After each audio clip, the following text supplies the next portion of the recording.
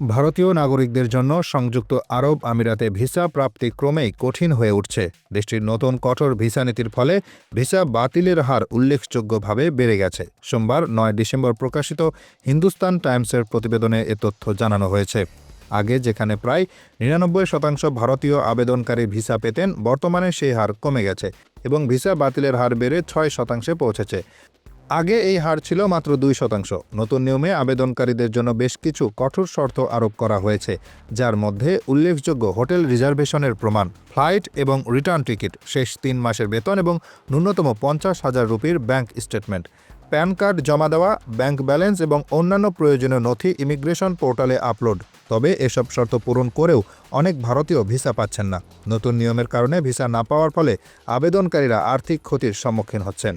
অনেকে টিকিট এবং হোটেল বুকিংয়ের খরচ ফেরত পাচ্ছেন না। প্যাসিও ট্রাভেলস প্রাইভেট লিমিটেডের পরিচালক নিখিল কুমার জানিয়েছেন, নথি সঠিক থাকা সত্ত্বেও ভিসা বাতিল হওয়ায় আবেদনকারীরা হতাশ হচ্ছেন। এই সংকট শুধু ভারতীয়দের জন্য নয়, অন্যান্য দেশের ভ্রমণকারীরাও নতুন নিয়মের কারণে ভিসা পেতে সমস্যায় পড়ছেন। বিশেষজ্ঞরা মনে করছেন, সংযুক্ত আরব আমিরাতের উচিত ভিসা প্রক্রিয়া সহজতর করা এবং আবেদনকারীদের আর্থিক ক্ষতির বিষয়ে নজর দেওয়া। একই সঙ্গে আবেদনকারীদের উচিত ভিসা আবেদন করার আগে সব শর্ত পূরণ নিশ্চিত করা। এই কঠোর নীতির ফলে ভ্রমণ খাত এবং সংশ্লিষ্ট সেক্টরগুলোর উপর দীর্ঘমেয়াদী প্রভাব পড়তে পারে বলে মনে করছেন পর্যবেক্ষকরা।